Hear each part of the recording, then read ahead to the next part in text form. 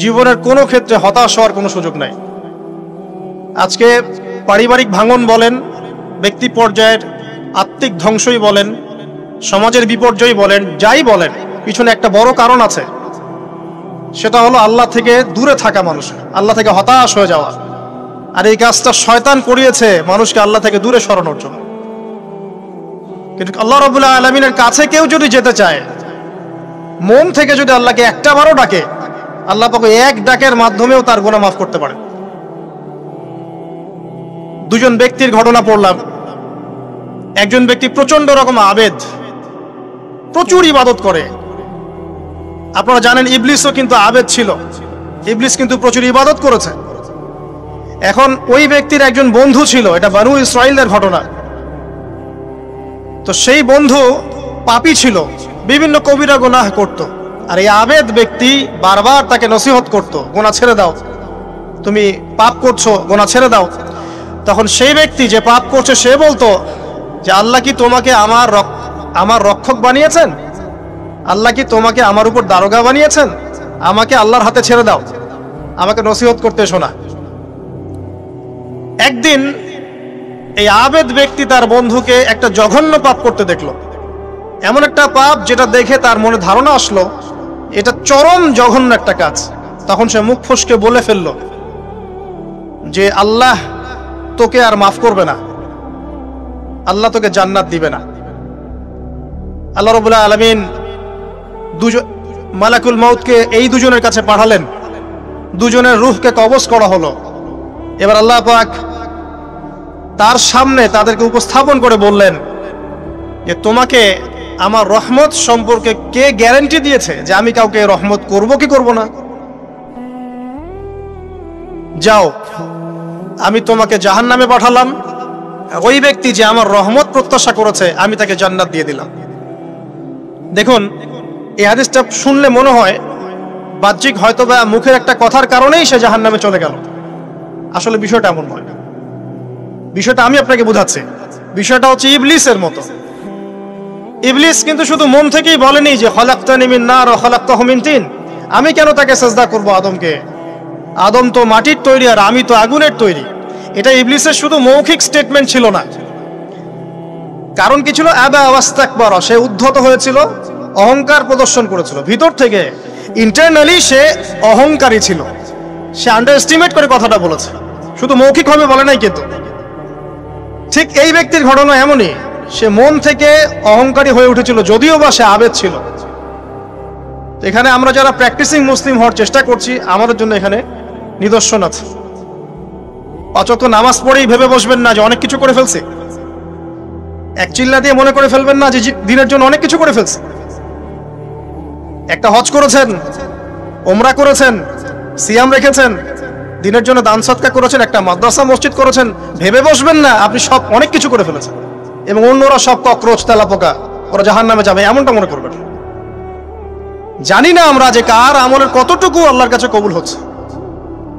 তো এখানে এই ব্যক্তির সমস্যা ছিল এই, সে নিজের আমলটাকে অনেক ভারী মনে করছিল এবং সে স্টেটমেন্ট দিয়ে ফেললো যে তোকে আল্লাহ পাক মাফ করবে না। এই একটা কথা মন থেকে বলার কারণে তার ইহকাল পরকাল দুটা বরবাদ হয়ে গেল, সে জাহান্নামে চলে গেল। ঠিক আরেক ব্যক্তির ঘটনা আছে এমন, এগুলো সবগুলো রেফারেন্স আছে। এক ব্যক্তি প্রচুর ইবাদত করত, আল্লাহ পাক তার ইবাদত করার জন্য পাহাড়ের চূড়ায় একটা সুন্দর ব্যবস্থা করে দিয়েছিলেন। সেখানে ডালিম গাছ হতো, ঝর্ণা আসতো, খাবারের কোনো অভাব নাই। হাদিস এসেছে 500 বছর সে ইবাদত করেছে। কত বছর? কিয়ামতের মাঠে এই ব্যক্তির অবস্থা এমন হবে, তাকে জান্নাতে প্রবেশ করানোর জন্য নিয়ে যেতে বলা হবে, যাও আমার রহমতে জান্নাতে চলে যাও। আল্লাহ পাক তাকে এই কথাটা বলবেন, কিন্তু এই ব্যক্তি বলবে আমার আমলের কারণে, আল্লাহ পাক বলবেন আমার রহমতে জান্নাতে চলে যাও। ব্যক্তি বলবে আমার আমলের কারণে। আল্লাহ রাব্বুল আলামিন তখন তাকে দেওয়া সমস্ত নেয়ামতগুলোকে এক পাল্লায় করবেন আর তার সমস্ত আমলকে আরেক পাল্লায় করবেন। তারপর দেখা যাবে আল্লাহর সমস্ত নেয়ামত তার একটা চোখের সমান হয় নাই। কথা কি বুঝতে পারছেন? একটা চোখের যে নেয়ামত আল্লাহ পাকের, সমস্ত আমল ও 500 বছরের ইবাদত এতটুকু হয়নি। তারপর তাকে বলা হবে ওকে জাহান্নামে নিয়ে যাও। এবার জাহান্নামে যাওয়ার সময় সে বলবে, আল্লাহ তোমার রহমতে আমাকে মাফ করে দাও। তখন আল্লাহ পাক তাকে আবার ডেকে নিয়ে আসবে, বলবেন যে তোমাকে যে আমি ইবাদত করার জায়গা করে দিয়েছিলাম, এটা কি তুমি নিজে করেছো না আমি করেছি? সে বলবে আপনি করেছেন। তোমাকে যে আমি সৃষ্টি করেছিলাম তখন কি তুমি কোন আমল করেছিলে? বলবে না। তাহলে তোমাকে যে সৃষ্টি করেছি আমি, এটা কি তোমার আমলের কারণে? না। তোমাকে সারা দুনিয়াতে এত নিয়ামত দিয়েছি, এটা কি তোমার আমলের কারণে? সে বলবে না। তখন তাকে জান্নাতে প্রবেশ করানো হবে। কিয়ামতের মাঠে এমন অনেক ঘটনা ঘটবে যেটা আমাদের চিন্তার বাইরে। আরেকজন ব্যক্তিকে ডেকে আনা হবে, যে ব্যক্তি একটা দুটা নয় বরং 100টা খুন করেছে। সে 99 জন মানুষকে হত্যা করার পর ফতোয়া খুঁজে বেড়াচ্ছিল যে আমার তওবা কবুল হবে কিনা। একজন আবেদের কাছে গিয়েছে। আবেদ আর আলেম কিন্তু এক জিনিস না।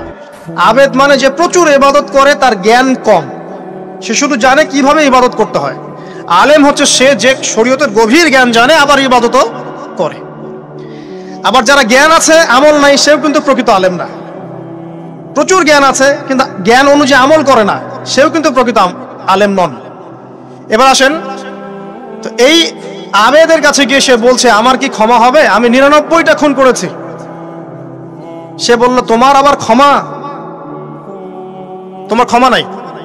তখন এই ব্যক্তি এই আবেদকে হত্যা করে 100টা খুন পূর্ণ করলো, ওকেও সে মেরে ফেলছে। আমার ক্ষমাই হবে না তো তোর বেঁচে থাকার কি দরকার, তুইও মর। কি বুঝতে পারলেন? বর্তমান বিশ্বের উগ্র মাথার পলিটিশিয়ানদের মতো অবস্থা। আমার দেশের সমস্যা, তোর দেশ পারমাণবিক বোমের উড়াই দিব, মানে এরকম একটা অবস্থা। তো আল্লাহ রাব্বুল আলামিন এই ব্যক্তির মধ্যে একটা চেতনা তৈরি করলেন যে আমাকে তওবা করতে হবে। সে তখন সার্চ করতে লাগলো আরো কোনো আলেম আছে কিনা। এরপর অনেক দূরে একজন আলেমের সন্ধান পাওয়া গেল। সে সেখানে গেল, তাকে গিয়ে বলল আমার কি ক্ষমা হবে? সে আলেম তাকে বলল হ্যাঁ তোমারও ক্ষমা হতে পারে, যাও তুমি ইস্তেগফার করো এবং এই এলাকা থেকে অন্য এলাকায় চলে যাও। মানে যে এলাকায় তুমি অনেক দিন ছিলে, যেখানে তুমি অনেক পাপ কাজ করেছো, এখানে থাকার দরকার নাই। তওবা করে তুমি অন্য কোথাও চলে যাও, নতুন একটা জীবন শুরু করো। এখানে থাকলে হবে কি, তোমার স্মৃতিগুলো তোমাকে তাড়িয়ে বেড়াবে এবং মানুষ তোমাকে খারাপ নজরে দেখতেই থাকবে, তুমি তখন কষ্ট পাবে। এই জন্য তুমি চলে যাও। তো চলে যেতে যেতে সে রাস্তায় ইন্তেকাল করে। এবার তার রূহ নিবে কে? এই জন্য দুদল ফেরেশতা আসছেন, জান্নাতি এবং জাহান্নামী। তাদের মধ্যে বাক বিতণ্ডা হচ্ছে কে রূহ নিয়ে যাবে। তো জাহান্নামের ফেরেশতারা বলছেন সে এতগুলো খুন করেছে, তার রূহটা আমরা নিব। আর জান্নাতি ফেরেশতারা বলছেন না, সে তওবা করতে এসেছিল, অতএব সে আল্লাহর অভিমুখী হয়েছে, তার রূহটা আমরা নিব। আল্লাহ পাক এখানে একটা কৌশল করলেন। আল্লাহ পাক ফেরেশতাদেরকে বললেন তোমরা রাস্তাটাকে পরিমাপ করে দেখো, যেদিকে যাচ্ছিল তার পরিমাপ বেশি নাকি যেখান থেকে এসেছে ওর পরিমাণ বেশি। আল্লাহ পাক জমিনকে আদেশ করলেন হে জমিন তুমি প্রশস্ত হয়ে যাও। এবার পরিমাপ করে দেখা গেল সে তওবার দিকে আসছিল, এর পরিমাণটা বেশি। এই একটা কাজের ওসিলা আল্লাহ পাক তাকে মাফ করে দিলেন। মনে রাখবেন এটা মৌখিক বিষয় ছিল না, সে মন থেকে ভিতর থেকে কিন্তু সে আল্লাহর প্রতি অনুগত হয়েছিল। এই মনের বিষয়টা আল্লাহ ছাড়া কেউ জানে না। আপনি দেখতে পারেন সমাজে অনেকে দাড়ি টুপি পাগড়ি জুব্বা সব লাগিয়ে ঘুরছে, তো বিশ্বাস করেন তাদের মনটা এমনও হতে পারে যে জানোয়ারের চেয়েও কুৎসিত, এমনও হতে পারে। আবার আপনি দেখবেন সমাজে এমন অনেক মানুষ ঘুরছে যারা হয়তো অনেক পাপে লিপ্ত মনে হচ্ছে, কিন্তু মনের মধ্যে সততা আছে। আর যার মনের মধ্যে সততা আছে আল্লাহ পাক কোনো না কোনো দিন ইনশাআল্লাহ তাকে হেদায়েত দিবে। এটা আমরা আমাদের অভিজ্ঞতা থেকেও দেখেছি। এমন অনেক মানুষকে আমরা দেখেছি যে ড্রাগ অ্যাডিক্টেড ছিল, মিউজিক করেছে, হারাম সম্পর্কের মধ্যে ছিল, নামাজ ঠিক মতো পড়ে নাই, কিন্তু যখনই আল্লাহর কথা আলোচনা হতো দেখতাম সে খুবই শান্তভাবে মন থেকে কথা শুনছে। এই কথা শুনতে শুনতে শুনতে একদিন মাশাআল্লাহ এখন দেখবেন যে চিল্লা দিয়ে বেড়াচ্ছে বিভিন্ন মসজিদে। আল্লাহ হেদায়েত দিয়েছে, সব ছেড়ে দিয়েছে। এরকম মানুষের অভাব নাই কিন্তু সমাজে। তো এখানে আল্লাহ পাকের রহমত বা দয়ার একটা উজ্জ্বল দৃষ্টান্ত দেখতে পারবেন। ঠিক এরকম আরো একটা ঘটনা আছে বনু ইসরাইলের। এক ব্যক্তি এত পাপ করেছে যে শেষে মৃত্যুর সময় সে সন্তানদেরকে ডাকছে, ডেকে বলছে যে আমি যখন মারা যাব আমার লাশটাকে তোমরা কবর দিও না, যদি আল্লাহ পাক আমাকে ধরতে পারেন তাহলে খবর আছে আমার। কি করতে হবে? সে বলছে যে আমার দেহটাকে তোমরা পুড়িয়ে ফেলবে এবং পুড়িয়ে ফেলার পরে ছাইগুলোকে একত্রিত করবা, করে অর্ধেক ছাই সমুদ্রে ভাসিয়ে দিবা, অর্ধেক ছাই বাতাসে উড়িয়ে দিবা। সন্তানরা তাই করলো। মৃত্যুর পর আল্লাহ পাক এই সমুদ্র এবং জমিনকে বাতাসকে আদেশ করলেন যে তোমরা ছাই জড়ো করে দাও। আর মানুষ আর জিন আল্লাহর কথা না শুনলেও এই প্রকৃতি আল্লাহ পাকের কথা শোনে। বিজ্ঞান বলে প্রকৃতি থেকে সব হচ্ছে। কি প্রকৃতি? প্রকৃতি কি, কাকে বলে? মানুষকে আল্লাহর ইবাদতকে বাদ দিয়ে প্রকৃতি পূজায় নিয়ে গেছে। এই পুরো প্রকৃতি আর মহাবিশ্ব এক আল্লাহর ইবাদত করে। কে সৃষ্টি করলো প্রকৃতি? প্রাকৃতিক ভাবে হয়েছে সবকিছু বলে, আল্লাহ থেকে হয়েছে বলা যাবে না। বললে আপনি মৌলবাদী হয়ে যাবেন। আল্লাহ শব্দ ইউজ করলে আপনি মৌলবাদী হয়ে যাবেন। ধর্মতাত্ত্বিক শব্দগুলোকে আস্তে আস্তে উঠিয়ে দেওয়া হয়েছে। দেখবেন যুক্তি, বিজ্ঞান, দার্শনিক শব্দগুলোকে আনা হয়েছে। এটাও টেকনিক্যালি করা হয়েছে। কোন সেকুলার মিডিয়াতে আপনি দেখবেন না ইনশাআল্লাহ বলছে। ইনশাআল্লাহ প্রমাণ করবে যে আপনি আস্তিক না নাস্তিক। তো প্রকৃতিকে আল্লাহ পাক আদেশ করলেন এই সমুদ্র ছাই জড়ো করো, এই বাতাস ছাই জড়ো করো। তারা ছাই জড়ো করে দিল। এই ব্যক্তিকে বলা হচ্ছে তুমি জীবিত করে আল্লাহ পাক বলছেন তুমি যে এই কাজটা করেছিলে, লিমা ফাআলতা হাদা, তুমি এই কাজটা কেন করেছো? তখন এই ব্যক্তি উত্তর দিচ্ছে মিন খাশিয়াতিকা ইয়া রাব্বি ওয়া আনতা আ'লাম। হে আল্লাহ, আমি আমার বুঝে যা এসেছে আপনার ভয়েই আমি এই কাজটা করেছি, আর আপনি খুব ভালো করেই জানেন যে আমি আপনার ভয়ে করেছি নাকি অন্য কোনো কারণে করেছি। মানে আপনি আমার মনের কথা জানেন। আল্লাহ পাক তাকে মাফ করে দিলেন। আপনাদেরকে আমি সেই ব্যভিচারী মহিলার কথাও মনে করাই। ওই মহিলা, যে ব্যক্তি একজন যৌনকর্মী ছিল বা যেটা আমরা বলি ব্যভিচারিণী মহিলা ছিল, একটা কুকুরকে দেখেছে সে পানি পান করার জন্য তৃষ্ণার্ত, সে এটাতে মায়া করে দয়া করে তার মোজাটাকে নামিয়ে এই কূপ থেকে পানি উঠিয়ে কুকুরকে পান করিয়েছে। এই একটা কাজের বদৌলতে আল্লাহ রাব্বুল আলামিন এই ব্যভিচারী মহিলাকে মাফ করে জান্নাত দিয়ে দিয়েছে। হাদিসে এটাও এসেছে, নবী সাল্লাল্লাহু আলাইহি ওয়াসাল্লাম বলেছেন ইরহামু মান ফিল আরদ, তোমরা সবাই জমিনবাসীর প্রতি রহম করো। জমিনে মুসলিমই থাকতে হবে, তাদের প্রতি রহম করতে হবে এমন নয়, জমিনবাসী যারাই আছে সবার প্রতি রহম করো, জাতি ধর্ম বর্ণ নির্বিশেষে। এমনকি পশু পাখির প্রতিও দয়া করো। ইরহামু মান ফিল আরদ, জমিনে যারা আছে সবার প্রতি রহম করো। ইয়ারহামুকুম মান ফিস সামা, যিনি আসমানে আছেন তিনি তোমাদের প্রতি রহম করবে ইনশাআল্লাহ। ইসলাম এই কথাগুলো বলেছে 1400 বছর আগে। আজকের এই বিশ্বে, সোকল্ড এই মডার্ন বিশ্বে যেখানে মানুষের রক্তের কোনো দাম নাই, সেখানে ইসলাম পশু পাখির অধিকার নিয়ে কথা বলেছে 1400 বছর আগে। কাদেরকে কি শিখাতে আসেন? কোরআন এবং সুন্নাহর বাইরে অভ্রান্ত সত্যের কোনো উৎস আছে? এখানে যা আছে তাই চূড়ান্ত। মানতে চাইলে মানেন, না মানতে চাইলে জাহান্নামে যান, কেউ তো বাধ্য করছে না। লাকুম দীনুকুম ওয়ালিয়া দিন। আল্লাহ পাকের রহমত দেখেন। আরেকটা ঘটনা আছে এমন, একটা বিড়ালকে বেঁধে রেখেছিল এক মহিলা, খাবার দেয় নাই, কষ্ট দিয়েছে। একটা বিড়ালকে খাবার না দিয়ে কষ্ট দেওয়ার কারণে এই মহিলাকে আল্লাহ পাক জাহান্নামে পাঠিয়েছে। এরকম কত ঘটনা আছে। এই ঘটনাগুলো হাদিসের পাতায় বর্ণিত আছে। কোরআনে কি বলছে দেখুন। কোরআনের আমি কয়েকটা পয়েন্ট আপনাদেরকে খালি বলছি, এটা নিয়ে আমি সকালে ভাবছিলাম। আল্লাহ পাক আদম আলাইহিস সালামকে সৃষ্টি করেছেন আমরা সবাই জানি, কিন্তু আল্লাহ পাক সূরা সাদের মধ্যে বলছেন ইবলিসকে, হে ইবলিস, তোমাকে কিসে বারণ করলো আদমকে সেজদা করতে, যে আদমকে আমি নিজের হাত দিয়ে সৃষ্টি করেছি। আল্লাহ রাব্বুল আলামিন যে আমাদেরকে এত যত্ন করে ভালোবেসে সৃষ্টি করেছেন, এটা কি আল্লাহ পাকের দয়ার নিদর্শন নয়?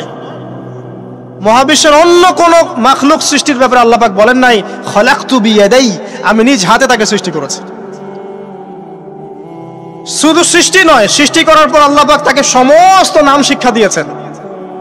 এই যে জ্ঞান শিক্ষা দেওয়া, জ্ঞান, এটা আল্লাহ পাকের সবচেয়ে বড় নিদর্শনগুলোর মধ্যে অন্যতম। এবং আল্লাহ পাকের সবচেয়ে বড় দয়া, আমার মত এটা, মানব জাতির উপরে আল্লাহ পাকের সবচেয়ে বড় দয়াটা হচ্ছে কি জানেন? আল্লাহ পাক আমাদেরকে জ্ঞান শিক্ষা দিয়েছেন, ওহী নাজিল করেছেন। এটা সব কিছুর ঊর্ধ্বে। কারণ আপনি তওবা করবেন, জ্ঞান লাগবে। নামাজ পড়বেন, জ্ঞান লাগবে। রোজা রাখবেন, জ্ঞান লাগবে। যাকাত দিবেন, ইলম লাগবে। আপনি দিনের যে কোনো আমল করেন, ইলম লাগবে। জান্নাত জাহান্নামের পথ খুঁজে পেতে হলে ইলম লাগবে। দেশ চালাবেন, ইলম লাগবে। অর্থনীতি চালাবেন, ইলম লাগবে। ইলম ছাড়া কিছু নাই, ইলমের উপরে কিচ্ছু নাই। এই ইলমটা আল্লাহ পাক কাকে শিক্ষা দিয়েছেন? আদম আলাইহিস সালামকে। আমরা তো শিখেছি সমাজবিজ্ঞান বইগুলোতে যে আমাদের পূর্বপুরুষরা নাকি গুহায় থাকতো আর গাছের ছাল পাতা খেয়ে থাকতো, তাই না? লতা পাতা খেয়ে থাকতো, গাছের ছাল পাতা খেয়ে থাকতো, পোশাক করতো আর কি। বোগাস, ডাহা, মিথ্যা কথা।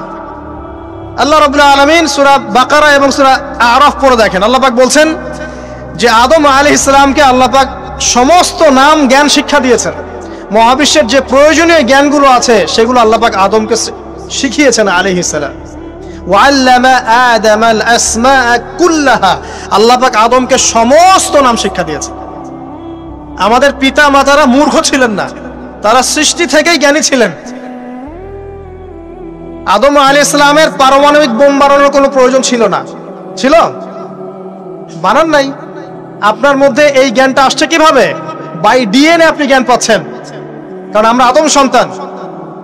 অনেক জ্ঞান আমাদের ভিতরেই আছে, এগুলো চর্চার মধ্য দিয়ে, গবেষণার মধ্য দিয়ে প্রস্ফুটিত হয় মাত্র। জ্ঞান ভিতরে আছে আমাদের। আমাদের পিতাকে জ্ঞানী করে পাঠানো হয়েছে। এই জ্ঞান শিক্ষা দেওয়াটা হচ্ছে আল্লাহ পাকের সবচেয়ে বড় দয়াগুলোর মধ্যে একটা। রহম করেছেন। শুধু তাই নয়, আদম আলাইহিস সালামকে এমন জ্ঞান শিক্ষা দিয়েছেন যে জ্ঞান ফেরেশতারা পর্যন্ত জানতো না। এটা কি দয়া নয়? এটা কি আদম সন্তানের প্রতি ভালোবাসা নয়? তারপরে সেজদা করিয়েছেন। মহাবিশ্বে অন্য কাউকে কি সেজদা করানো হয়েছে? কোরআনে কি এমন কোনো দলিল আছে যে আদম আলাইহিস সালাম ছাড়া অন্য কাউকে সব ফেরেশতারা সেজদা করেছেন? আছে? তাহলে এই যে সম্মান দেয় আল্লাহর পক্ষ থেকে, সম্মান কিসের ভিত্তিতে? সম্মান শারীরিক ক্ষমতার ভিত্তিতে? সম্মানটা কি কারণে? জ্ঞানের কারণে, ইলমের কারণে, জ্ঞানের কারণে সম্মান। এই সম্মান দেয়াটা কি আল্লাহ পাকের রহমত এবং দয়া নিদর্শন নয়? অতএব সম্মান পেতে হলে, আল্লাহ রহমত পেতে হলে সেই জ্ঞানের চর্চায় আবার ফিরে আসতে হবে। আপনি যদি আজও সেই ওহীর জ্ঞানের চর্চা করেন, আল্লাহ পাক এই পৃথিবীবাসীর বুকের মধ্যে আপনার জন্য সম্মান পয়দা করে দিবেন ইনশাআল্লাহ। দেখেন, ওই সেই জ্ঞানী যদি আপনি এখনো চর্চা করেন, আজও আপনি সম্মানিত হবেন ইনশাআল্লাহ। ব্যক্তি চর্চা করলে ব্যক্তি সম্মানিত হবে, একটা পরিবার চর্চা করলে ওই পরিবার সম্মানিত হবে, একটা সমাজ যদি চর্চা করে সেই ওহীর জ্ঞান, ওই সমাজ সম্মানিত হবে। একটা দেশে যদি আপনি ওই ওহীভিত্তিক জ্ঞান ছড়িয়ে দেন, পুরো দেশকে আল্লাহ পাক সম্মানিত করবে ইনশাআল্লাহ, পুরো জাতিকে সম্মানিত করবে ইনশাআল্লাহ। আরো সামনে যান, এই যে আদম এবং হাওয়া আলাইহিস সালাম গাছের কাছে চলে গেলেন, ফল খেয়ে ফেললেন, কারণ আমরা আদম সন্তান, ভুল করি। আল্লাহ পাক সাথে সাথেই বহিষ্কার করে দিয়েছেন? না, আল্লাহ পাক তওবা করার জন্য কালিমা শিখিয়ে দিয়েছেন। সুবহানাল্লাহ, তাদের কালিমা জানা ছিল না।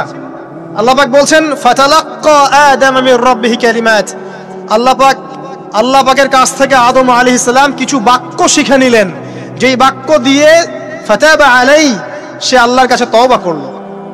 কোন সেই বাক্য?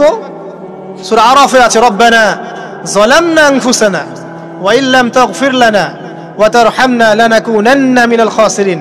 এই দোয়া কে শিখিয়ে দিয়েছে? আল্লাহ। এই তওবার বাক্য যে শিখিয়ে দেয়, এটা কি দয়ার পরিচয় নয়? আমরা আল্লাহর কাছে ফিরে যাব, তওবা করব, ইস্তেগফার করব, এই জ্ঞানটা শিখিয়ে দেয়া কি আল্লাহ পাকের দয়ার পরিচয় নয়? তাহলে আমরা কিভাবে ক্ষমা চাইতাম? কিভাবে ক্ষমা চাইলে আল্লাহ পাক সমস্ত গুনাহ মাফ করবেন, এই পদ্ধতিগুলো বলে দেয়া কি আল্লাহ পাকের দয়ার পরিচয় নয়? তারপর সামনে যান, পৃথিবীতে নামিয়ে দিয়ে আল্লাহ পাক ক্ষান্ত হয়ে যাননি। আল্লাহ রাব্বুল আলামিন আসমান থেকে হেদায়েতের গ্রন্থ পাঠিয়েছেন, বলেছেন এই গ্রন্থের মধ্যে যা আছে মেনে চললে তোমরা আবার জান্নাতে ফিরে আসবে ইনশাআল্লাহ।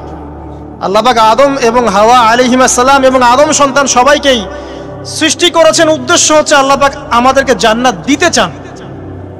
আল্লাহ পাক চান যে আমরা যেন জান্নাতে যাই। যদি আমরা জান্নাতে যেতে না পারি পরকালে, একটা কারণে যেতে পারবো না, অনলি একটা কারণ, সেটা হলো আমাদের নিজের দোষে। একটা কারণ, যারা জাহান্নামে যাবে মানুষ এবং জিনদের মধ্যে, নিঃসন্দেহে মহাবিশ্বে তারা ছাড়া জাহান্নামে যাওয়ার উপযুক্ত কেউ ছিল না। ও জাহান্নামে যাওয়ার উপযুক্ত ছিল বলেই আল্লাহ পাক তাকে জাহান্নামে পাঠাবেন। আর যারাই জান্নাতে যাবে প্রত্যেকেই শুধু আমলের বদৌলতে যাবে না, বরং আল্লাহ পাকের রহমতেই যাবে। কেউই তার আমল দিয়ে জান্নাতে যেতে পারবে না। নবী সাল্লাল্লাহু আলাইহি ওয়াসাল্লাম এমন ভাষ্য বলছেন, ইল্লা আনা, আমিও না, ইল্লা বিরহমাতিল্লাহ, আমিও নয়, তবে আল্লাহ পাকের দয়া আমাকে ঘিরে ধরবে, আল্লাহ পাকের রহমত যাদের উপরে বর্ষিত হবে তারাই জান্নাতে যাবে ইনশাআল্লাহ। কে আমল দিয়ে যেতে পারবে না।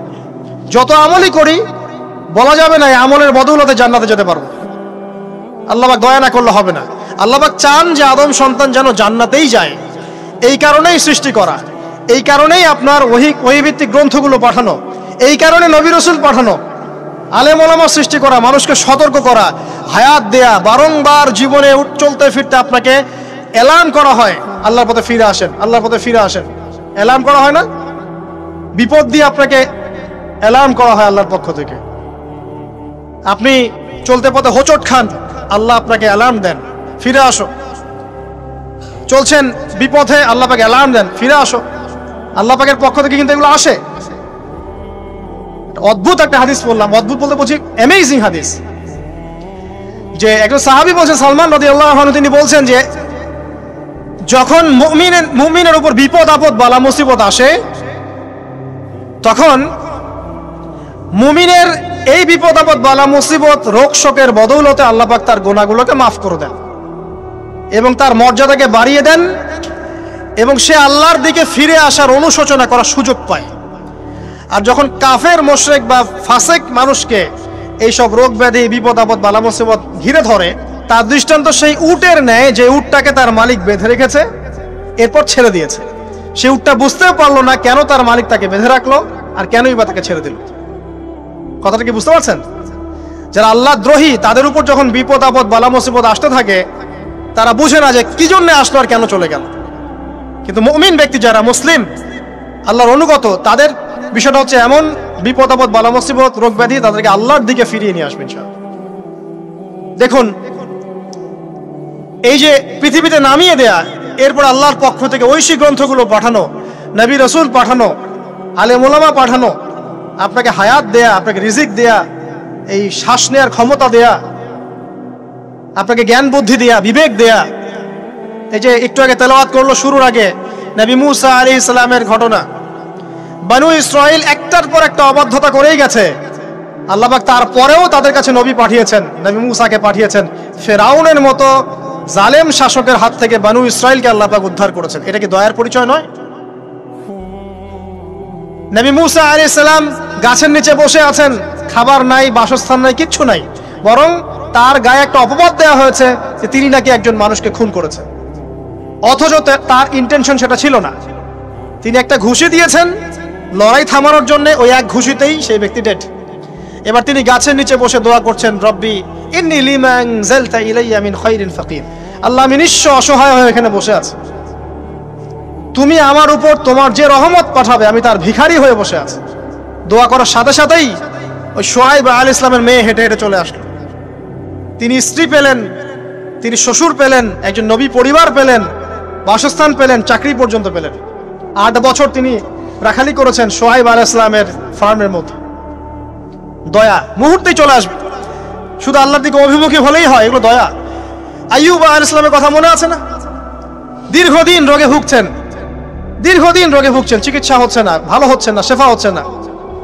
এখানে যারা আধ্যাত্মিকত্ব নিয়ে পড়াশোনা করেন, লেখালেখি করেন, তারা বলেছেন তাদের কিছু কিতাবের মধ্যে, রোগটা যখন এমন একটা পর্যায়ে চলে আসলো যে তিনি জিহ্বাটা নড়াতে পারছেন না, কারণ তিনি আল্লাহ পাকের জিকির করতে প্রচন্ড ভালোবাসতেন। এক পর্যায়ে রোগটা এমন একটা জায়গায় চলে আসলো যে জিহ্বাটা তিনি নড়াতে কষ্ট হচ্ছে। তখন গিয়ে তিনি বলছেন, রব্বি আন্নী মাসসানি আদ-দুররু ওয়া আনতা আরহামুর রাহিমিন, হে আল্লাহ আমাকে কষ্ট স্পর্শ করেছে, আর তুমি তো ক্ষমাকারী এবং রহমকারীদের মধ্যে সর্বশ্রেষ্ঠ রহমকারী। আমি জিকির করতে পর্যন্ত পারছি না, আল্লাহ আমার রোগটা শেফা দিয়ে দাও। বলার সাথে সাথে আল্লাহ রাব্বুল আলামিন প্রস্রবণ ঝর্ণা তৈরি করলেন, এখানে গোসল করো, শেফা হয়ে গেল। এগুলো কি রহমতের পরিচয় নয়? এখানে এক শ্রেণীর স্কলার এমনও বলেছেন, আজকে আমরা যারা বাহ্যিক সৌন্দর্য নিয়ে বেশি গর্ব করি আর কি, আত্মিক সৌন্দর্যের চাইতে বাহ্যিক সৌন্দর্য নিয়ে যারা বেশি গর্ব করি, যদি আল্লাহ পাক আমাদের পোশাকটাকে পরিবর্তন করে দেন, আত্মাটাকে দেহের পোশাক দেন আর দেহটাকে আত্মার পোশাক বানায় দেন, তাহলে দুর্গন্ধে কি আমাদের সামনে আসতে যাবে না। কথা মনে বুঝতে পারছেন না? আইয়ুব আলাইহিস সালামের আত্মাটা ছিল পবিত্র, পরিশুদ্ধ, তার দেহের মধ্যে রোগ হয়েছিল। আর এই পুরো বিশ্বের ম্যাক্সিমাম লোকের মানুষের রোগ এখন আত্মায়, দেহে নয়। আবার বলছি, হয়তো বুঝতে পারছেন না। আইয়ুব আলাইহিস সালামের রোগটা হয়েছিল দেহে, বাইরে। তার আত্মা ছিল পবিত্র, পরিশুদ্ধ আত্মা। দেহের রোগের একটা পর্যায়ে যখন জিহ্বাটায় ইফেক্ট হলো, তখন জিকির করতে তার কষ্ট হচ্ছে, তখন তিনি দোয়া করছেন, আল্লাহ আমার এই রোগটাকে শেফা দিয়ে দাও। আর এখনকার পুরো জেনারেশন, এই সভ্যতার রোগ হচ্ছে ভিতরে, আত্মায়। দেহের রোগের চাইতে এদের আত্মার রোগটা বেশি। এখন এই আত্মাটাকে যদি দেহ বানিয়ে দেওয়া হয় আর দেহটাকে আত্মার পোশাক পরিয়ে দেওয়া হয়, দুর্গন্ধে কেউ সামনে আসতে চাবে না। তাই আইয়ুব আলাইহিস সালামের সেই দোয়া এখন আমাদের বেশি করা উচিত। রব্বি আন্নী মাসানিয়া দুররু ওয়া আনতা আরহামুর রাহিমিন। আল্লাহ, আমাদের আত্মায় রোগ এসেছে, এটাকে তুমি শেফা দাও। দেহের রোগ লেস ইম্পর্টেন্ট, আত্মার রোগটা বেশি ইম্পর্টেন্ট। এরকম নিদর্শন কোরআনের পাতায় পাতায় ছড়িয়ে আছে। আসহাবুল কাহফ, পুরো সমাজ ওদেরকে মেনে নিচ্ছে না, গুহায় চলে গেলেন, ঘুম পাড়িয়ে দিলেন আল্লাহ পাক। 309 বছর। কত বছর? 309 বছর একটা দোয়ার বদৌলতে। তারা বলেছিল, রব্বানা আতিনা মিন লাদুনকা রাহমা ওয়া হাইয়্যি লানা মিন আমরিনা রাশাদা। আল্লাহ পাক শুধু ঘুম পাড়িয়ে রাখলেন না, তাদের মধ্য দিয়ে আল্লাহ পাক পুরো একটা সভ্যতাকে হেদায়েত করে দিলেন। আলহামদুলিল্লাহ। যে সভ্যতা বিশ্বাস করতো না যে পরকাল বলে কিছু আছে, দাকিয়ানুস বাদশার সেই জুলুম থেকে আল্লাহ পাক এই 10 জন বা 9 জন যুবককে বাঁচালেন, ওদেরকে কিয়ামত পর্যন্ত কোরআনের পাতায় স্থান দিলেন, নিদর্শন বানালেন এবং তাদের মধ্য দিয়ে একটা পুরো সভ্যতাকে হেদায়েত দিলেন। সুবহানাল্লাহ। যেখানে যাবেন এই নিদর্শন। আর কার কথা বলবো? যুলকারনাইন, মনে আছে? কোন সূরা আছে যুলকারনাইনের কথা? সূরা কাহফ। আল্লাহ পাক তাকে এমন রহমত করেছিলেন যে মাশরিক মাগরিব, মানে পূর্ব পশ্চিম পর্যন্ত তাকে রাজত্ব দিয়ে দিয়েছে। আজকে তো আমরা এই সামান্য একটু ক্ষমতা পেলেই আমাদের কেউ চেনে না, গায়ে হাতি দেওয়া যায় না। ঠিক আছে? মানে তখন সে নিজেকে মনে করে যে সে এই পৃথিবীর সবকিছু, বাকি মানুষ আর মানুষ না। ক্ষণস্থায়ী সামান্য একটু ক্ষমতা দিয়ে দেখবেন আমাদের অবস্থা খারাপ। আমাদের এই যে জীবন, আমাদের রিজিক, আমাদের পরিবার, আমাদের সুস্থতা, আমাদের জ্ঞান, আমাদের সমাজ বলেন, রাষ্ট্র, আমাদের অর্থনীতি, এই বিশ্ব, এই সব কিছুই একটা বিষয়কে কেন্দ্র করে টিকে আছে। শুধুমাত্র একটা বিষয়ের সাথে এই পুরো মহাবিশ্ব সম্পর্কিত। আমাদের জীবনের প্রতিটা বিষয় শুধুমাত্র এবং শুধুমাত্র আল্লাহ পাকের রহমতের উপর টিকে আছে। আল্লাহ পাকের রহমত আমাদের ব্যক্তি জীবন, পারিবারিক জীবন, আমাদের দেহ, আমাদের মন, আমাদের জ্ঞান, অর্থনীতি, ব্যবসা বাণিজ্য, আমাদের রাষ্ট্র, সবকিছুর মধ্যে শুধুমাত্র আল্লাহ পাকের রহমত দিয়ে ভর্তি। আল্লাহ পাকের রহমতের এত বিশাল সমুদ্র, যেটা উপলব্ধি করার ক্ষমতা আমাদের নাই। আমরা যদি সবাই ঠান্ডা মাথায় একটা বার খালি ভাবতে বসি, সবাই যার যার জায়গা থেকে ভাবি যে আল্লাহ পাক আমাদেরকে কি কি রহমত দিয়ে রেখেছেন, কি কি নিয়ামত দিয়ে রেখেছেন। ওয়া ইন তাউদ্দু নি'মাতাল্লাহ লা তুহসুহা। তোমরা যদি আল্লাহ পাকের নিয়ামত গণনা করা শুরু করো, কোশ্চিনকালেও গুণে শেষ করতে পারবে না। আল্লাহ পাক সূরাতুল জুমারের মধ্যে বলেছেন, কুল ইয়া ইবাদিয়াল্লাযীনা আসরাফু আলা আনফুসিহিম। হে নবী, আপনি বলে দিন, আমার বান্দাদেরকে বলে দিন যে হে আমার বান্দারা, তোমরা যারা তোমাদের নফসের উপরে জুলুম করেছো, সুদীর্ঘকাল নামাজের খবর ছিল না, যাকাত দিইনি, হজ ফরজ হয়েছিল করি নাই, সওম রাখিনি, আল্লাহর দিন এগিয়ে নেওয়ার কোনো চেষ্টাই করি নাই, সুদীর্ঘকাল হারাম খেয়েছেন, ঘুষ খেয়েছেন, জেনা করেছেন, বাদ্যযন্ত্র বাজিয়েছেন, অশ্লীলতা এর মধ্যে ডুবেছিলেন, মাদকদ্রব্য সেবন করেছেন সুদীর্ঘকাল। তোমরা যারা নিজেদের নফসের উপর জুলুম করেছো, লা তাকনাতু মির রাহমাতিল্লাহ, তোমরা আল্লাহ পাকের রহমত থেকে নিরাশ হয়ে যেও না।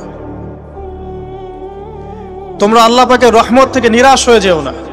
ইন্নাল্লাহা ইয়াগফিরু যুনুবা জামিআ, আল্লাহ পাক চাইলে সমস্ত গুনাহ মাফ করতে পারেন। ইন্নাহু হুয়াল গফুরুর রহিম, তিনি হচ্ছেন পরম করুণাময়, অসীম দয়ালু। আমি আলোচনা সামনে নিয়ে যাওয়ার আগে আরেকটা বিষয় বলে রাখতে চাই।